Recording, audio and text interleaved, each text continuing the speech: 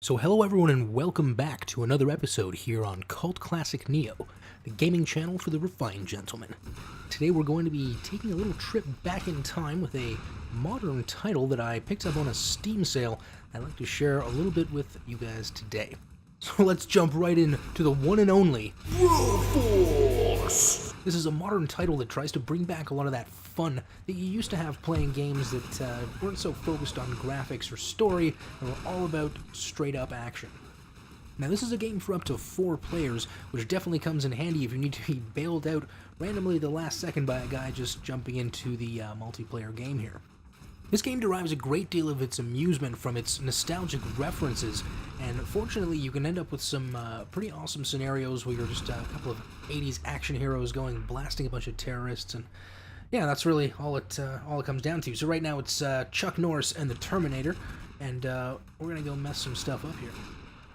Now with all the negativity we've had in some previous episodes regarding games like The Division and No Man's Sky, I thought it might be a good idea to switch it up a little bit and try something a little bit more positive here, because the world has more than enough negativity right now, and we're here to share some positive gaming experiences.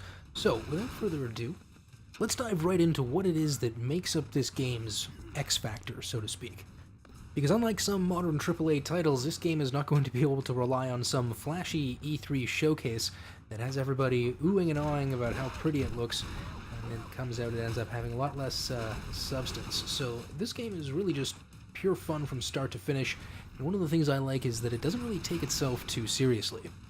And as I'm playing it, I can't help but think that if this game was around when, other 8-bit games were competing for the same space on the platform, I can't help but think that this game would have just absolutely dominated. But I think there are definitely a lot of things on here that wouldn't have been possible despite the sort of the 8-bit look to it. The internet multiplayer would be a rather obvious example, but things like the destructible environments, the explosions, and just the general crazy amount of stuff that's going on screen at any one time might have been a little bit much for some of these older platforms. So as you progress through the game and you have to be rescued by your fellow bros, every time you respawn back into the game, you're going to just be generated as a different random bro. So there is that bit of an element of rolling the dice to it, where sometimes levels become quite easy depending on what character you're playing as. So what can be said about a game that rides largely on the coattails of nostalgia? Well, frankly, this game is just pure member berries.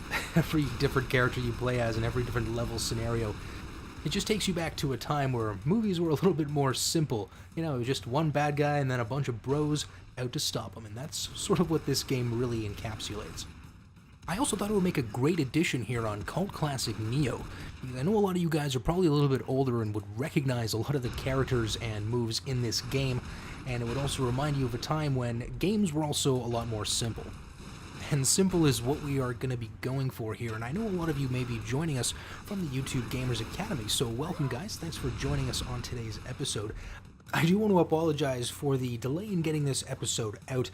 I thought it would be best to wait until after the election when we could all start focusing on something else for a change, because frankly these last few weeks have been quite stressful for all of us, and I'm just kind of glad it's all done and over with, so we can, like I said, begin to start talking about something else.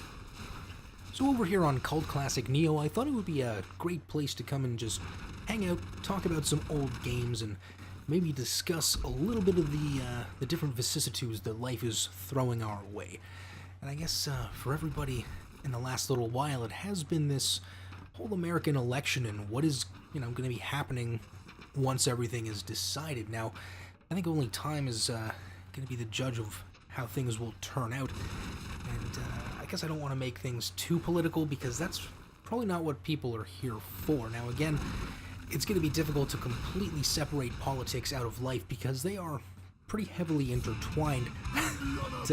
Looks like Indiana Brones is going to be joining us, who is definitely one of my favorite characters in this game, because the way they've put him together is his special move is the revolver. So you only have 6 rounds until you get one of these ammo refills, but it will go from one side of the screen to the other and take out everyone in the way. So that kind of reminds you of the few times Indy actually uses the weapons in the game. And you can also get these these mech suits if you're able to successfully hijack them. So now Raiden and Indiana Brones are going to go and try to hijack this thing, which I at the time didn't really know what the hell I was doing.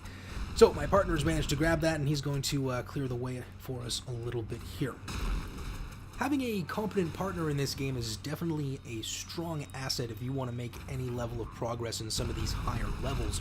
Now, I did have the opportunity to try this on the PS4 when a friend of mine came over with his system, and we actually couldn't get the split-screen multiplayer to work. Like, we couldn't actually get two players on a couch with two controllers to get this game working. It seems to be, again, that modern multiplayer problem where the developers, or perhaps the manufacturers in this case, would much rather everybody just had their own system and connected via the internet.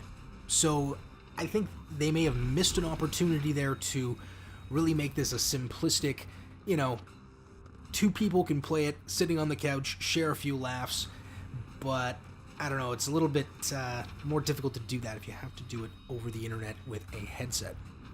And honestly, for me, this was kind of a disappointing aspect of the game. I was really hoping that once I had a chance to try this out on a console, you know, the systems that were designed with the couch and two controllers in mind, this would become a little bit easier. Now, on the PC, you do have the option of using different players on different parts of the keyboard. Like, a few people can use the arrow keys, a few people can use WASD, and you can all, you know, sort of, I guess, jumble around the keyboard and try to play the game that way, which I imagine after about 10 minutes would get just really, really uncomfortable to sit.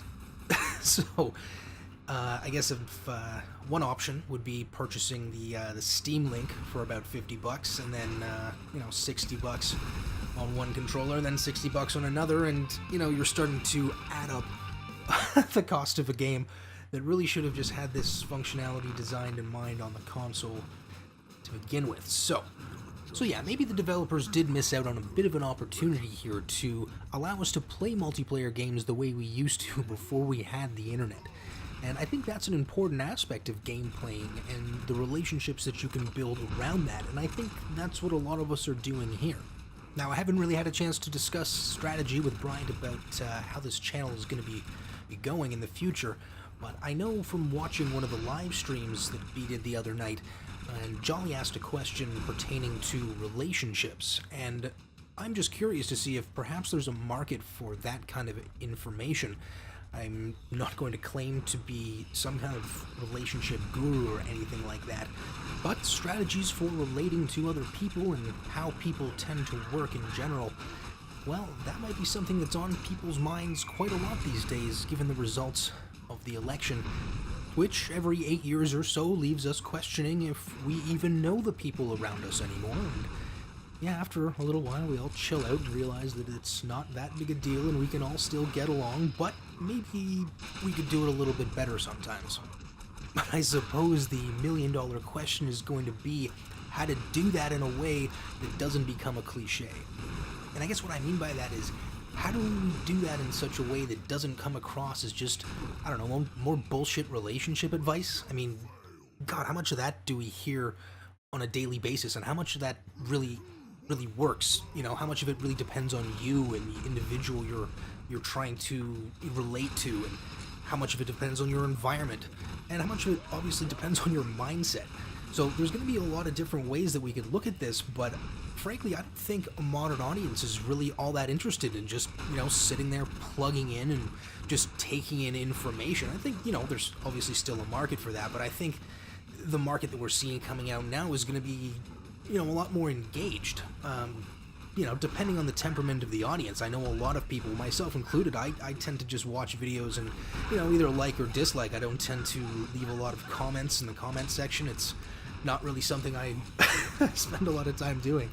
One of the benefits to the earlier episodes on Gamerpsych was that I got to experiment with a bunch of different formats to see what people might be more interested in, and one of the videos that I got a lot more comment engagement on was the video I did on depression. So it definitely seems like this is a topic people are interested in exploring, but again, it's not something people are really all that comfortable discussing either. So we got to try to figure out some way that we can bring this information to an audience that's going to be interesting and compelling, and it's going to make people feel included and welcome.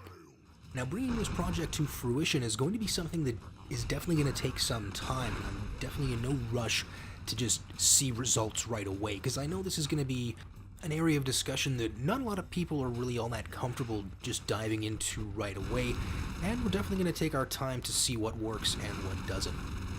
Now that I've had a chance to practice and try things out with gaming videos and voiceovers and audio stuff, I think I finally got to the point where I really need to start focusing on this kind of subject matter that is meaningful to me. But more importantly, it has to be subject matter that's going to be important to an audience. Over the last 3 months, I've been kind of taking a break from making videos to try to just take in more information. So I got on Amazon and I've consumed about 21 books from authors like Ryan Holiday, Michael Sebastian, Talib Starks, Bondi Sanders, Jack Donovan, Mike Cernovich, and Christine Hassler. And my intention is to integrate this material with some of the material I studied back in 2015 from people like Robert Greene or Elaine and Aaron, or especially Jonathan Haidt and things like The Happiness Hypothesis and The Righteous Mind. As for the look of the show, I'm thinking for the time being we'll stick with the gaming footage and maybe over time switch over to a camera model if that's something that suits the format. I'm hoping through the use of gaming footage we can keep things fairly casual so that this doesn't get too heavy. Another option I was considering was going the route of the podcast. I mean, it would definitely cut down on the amount of work that has to go into making these videos.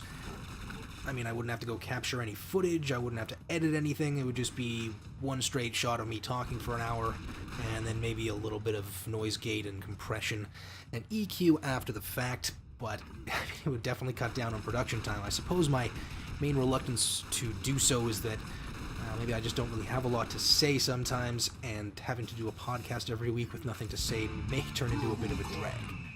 So the purpose of doing these videos and figuring out what works and what doesn't, well, it's going to help me hone in on the kind of subject matter that's going to bring the greatest amount of value to the audience while also being sustainable for me to do in the long term. Another one of the quotes that Brian brought up in one of the other live streams was a quote from Ty Lopez, I believe, where he said that you could be a nudist or you can be a Buddhist, but you can't be a nudist Buddhist. So there's going to be different things we're going to be experimenting with here, and some of them may work better than others. So it's going to be a work in progress, and I would definitely love it if you guys would join us for the ride. And if you have any topics that you would like covered, definitely leave a comment below, and we will do our best to check them out. I'll be doing a couple of format changes as well. I think I'm going to shelve the triple screen format as it probably just gets a little bit too busy if I'm not doing a game review, especially if we're actually talking about some other subject. I don't want to draw too much attention away with all the weird triple wide game footage, so I'll probably leave that on the shelf for now. The driving and talking, that may get a little bit too difficult, and I think I want to keep my focus strictly on the topic in the voiceover rather than trying to deliver a topic while also trying to navigate around a racetrack.